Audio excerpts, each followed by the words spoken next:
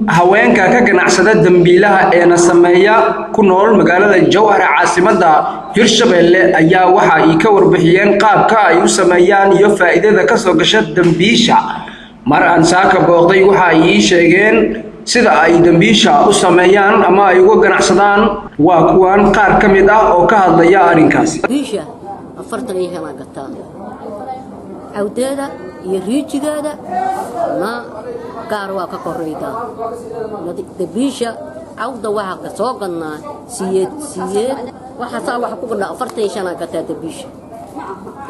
xabadii 45 kuna xabadii 45 gataa faa'iido ma ku qabtaa marka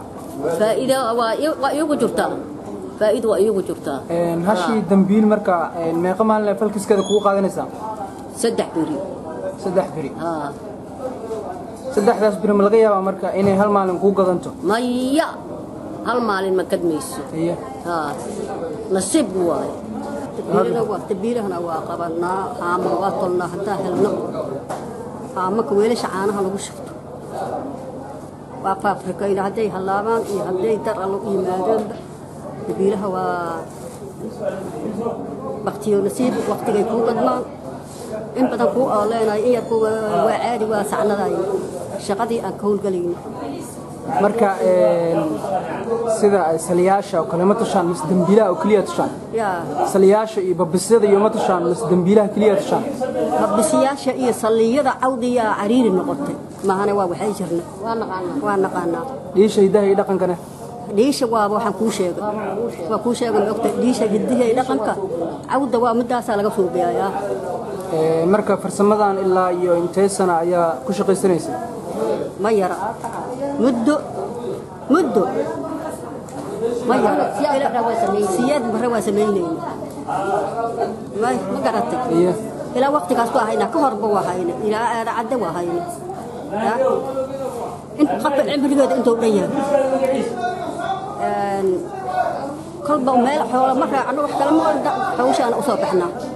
iyo guryahayna alxamdulilah shukr rabbil caalamiin awda waa gadnaa lacag ay noogu fadhidaa muddo 3 beriya waa falkinaa waa tolnaa 45 ana gadanaa marka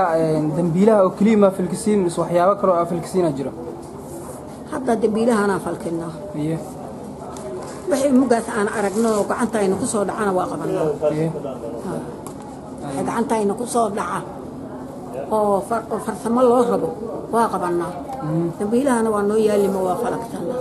waana tolanaa tan iyo wixii ka dambeeyay burburkii dalka Soomaaliya ayaa haweenka Soomaaliyeed waxa ay noqdeen kuwa soo saara nolol maalmeedka guriga si walba ha u soo saaraan Maxamed Yaasiin Mahdi Maxamed Qalfa Jubba Shabelle News Jowhar.